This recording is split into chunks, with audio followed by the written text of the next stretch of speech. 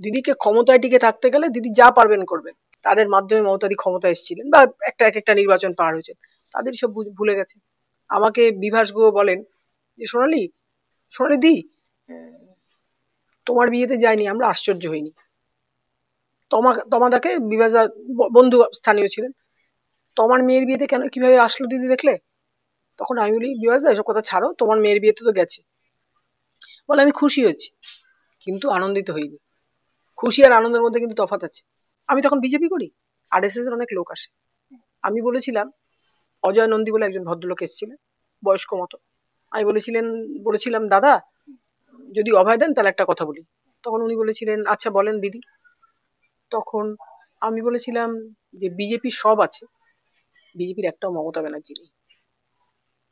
তখন উনি আমাদের একটু অবাক চোখে তাকাচ্ছিলেন। আমি তখন বললাম যে আমি টানা 32 বছর ওই ভদ্রমহিলার সঙ্গে ছিলাম।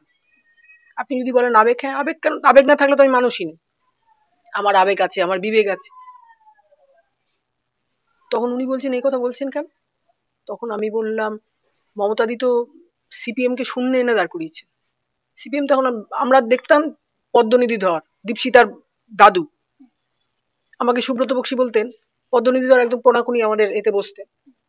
তাই সোনালি পদ্মনিধি ধর এসছে, তুই বল পদ্মনিধি ধর পুকুরে ডুবে মর। বললাম না, কেন আমি বলবো কেন, তোমরা বলবে না কেন? তখন বলতেন যে না তুই বল। আমি বলতাম না। রবীন্দ্রদেব যেবার দিদির বিরুদ্ধে দাঁড়ালেন, আমি রবীন্দ্রকে বললাম কি গো রবীন্দ্র, তোমার বাড়িতে নাকি সব কাচের ভাষণ ভাঙচুর হয়েছে। রবীন্দ্র তো স্বীকার করছে না। রবীন্দ্র না, কে ভাঙচুর করছে? আমি কেন, তোমার স্ত্রী, আমাদের কাছে খবর ছিল। রবীন্দ্র স্ত্রী চাইছিলেন না যে রবীন্দ্র একটা পর্যায়ে গিয়ে মমতাদির কাছে হারুন, কারণ রবীন্দ্র তো আগের বাড়ি 1992 সালেই রবীন্দ্র ব্রিক করে জিতেছে বালিগঞ্জে থেকে।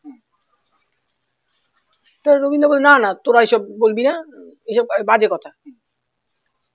মমতাদি তো জিতলেন, একটা জিতলেন মমতাদি। তো মমতাদি কিছুতেই শপথ নিতে যাচ্ছেন না, কারণ স্পিকারের চেয়ারে তখন সোমনাথ চ্যাটার্জি বসে আছে, তমনাশ ঘোষও গেছেন, তমনাশ ঘোষ এমএলএ হয়েছে, তমনাশ ঘোষও গেছে। তো আমরা বলছি দিদি তুমি এবার শপথ নিতে যাও। তখন দিদি বলছে না আমি শপথ নিতে যাবো না, স্পিকারের চেয়ারে যতক্ষণ সোমনাথ চ্যাটার্জি থাকবেন আমি শপথ নিতে যাবো না। তখন আটলিয়া বলে ডেপুটি স্পিকার ছিলেন, দিদি হাত তুলছেন হাত তুলছেন হাত তুলছেন। তখন তমাদা দিদিকে অনেক ছোটবেলা থেকে জানতো। তখন আমি বললাম কিরে তমাদা, দিদিকে কি আর বলতে দেবে না? তখন তমাদা খুব জোরে জোরে হাসতেন, বললেন সে আমরা তো আর লোকসভার সদস্য নই সোনালি, সে লোকসভায় গেলে আমরা বুঝতে পারতাম। দিদিকে তারপরে বলতে দিলেন। দিদির ধারণা তখন অতদিন একটা না, বামফ্রন্ট সরকার তো দীর্ঘদিন থেকেছেন এখানে। দিদির ধারণা ছিল ভুয়ো ভোটার, বামফ্রন্ট সরকার এই ভুয়ো ভোটারের দ্বারাই বামফ্রন্ট সরকার নির্বাচিত হয়। দিদিকে কিছুতেই বলতে দিচ্ছে না। দিদি তখন স্পিকারের টেবিলের দিকে দিদি কাগজ ছুঁড়ে মারলেন। তারপরে এসে বললেন জানিস তো আমি কি করেছি? দিদি তো একটু রেলা ছিল, এখনো রেলা আছে। জানিস তো আমি কি করেছি?